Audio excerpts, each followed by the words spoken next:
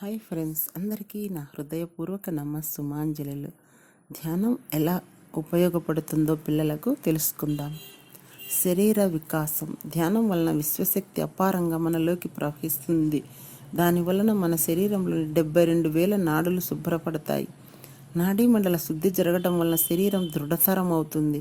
దివ్యమైన ఆనాపానసతి ధ్యాన సాధన వలన పిల్లల్లో పిరికితనం, సోమరితనం మొదలైనవి పోయి నిర్భయత్వం, చురుకుదనం అన్నవి అంకురిస్తాయి. ఆటపాటల్లో, విద్యలో ఊహించని ప్రగతి సాధించగలరు. మానసిక వికాసం. ఎ sound mind is sound body అన్నారు కదా. ధ్యానంలో మనం తీసుకున్న విశ్వశక్తి బయటకు పోకుండా మనలోనే ఉండి మెదడులో కొత్త కణాలు పుట్టడానికి తోడ్పడుతుంది.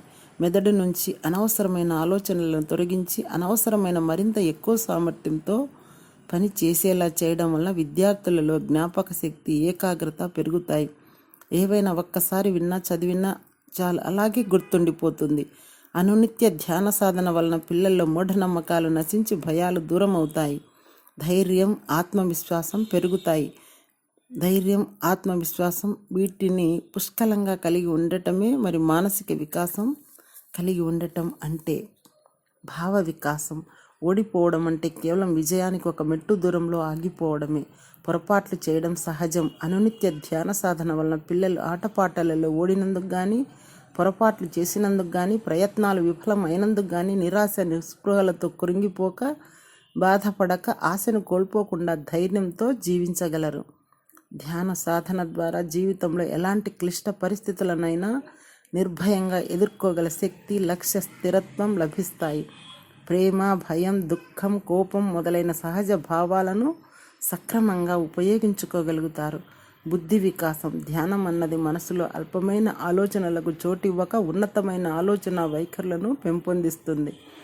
మనుష్యులను, పరిస్థితులను అర్థం చేసుకోగల బుద్ధి కుశలత అలవడుతుంది.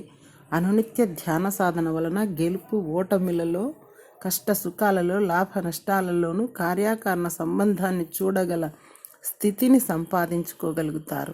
మనస్పర్ధలు పెంచుకోకుండా అందరూ కలిసి మెలిసి జీవించగలుగుతారు. ఆధ్యాత్మిక వికాసం. అహం బ్రహ్మాస్మి, తత్వమసి అనే పరమ సత్యాలు ధ్యానం వల్లనే అనుభవంలోకి వస్తాయి. నేను అంటే శరీరం కాదు, ఆత్మ అని, ఆత్మకు మరణం అనేది లేదు అని, ఎవరి వాస్తవానికి వారే సృష్టికర్తలని, ఎవరిని వారే ఉద్ధరించుకోవాలనే మూల సత్యాలు విద్యార్థులు స్వానుభవం వల్ల వెంటనే తెలుసుకోగలరు. నేటి విద్యార్థులే రేపటి నాయకులు. నేటి విద్యార్థులే రేపటి నాయకులు ఉన్న దేశం అవుతుంది, సదృఢం అవుతుంది. పిల్లలు భావి తరాల వారికి మార్గదర్శకులు కావాలి. పిల్లల అభివృద్ధి ఏదో ఒక స్థాయిలో ఆగిపోకుండా అన్ని కోణాలలో అభివృద్ధి సాధించేలా ఉండాలి. అంటే పైన వివరించిన 5 స్థాయిలలో అభివృద్ధి సాధించినప్పుడే వారు బహుముఖ ప్రజ్ఞాశాలులై పరిపూర్ణ సామర్థ్యం గల మానవులుగా తయారు కాగలరు. Thank you.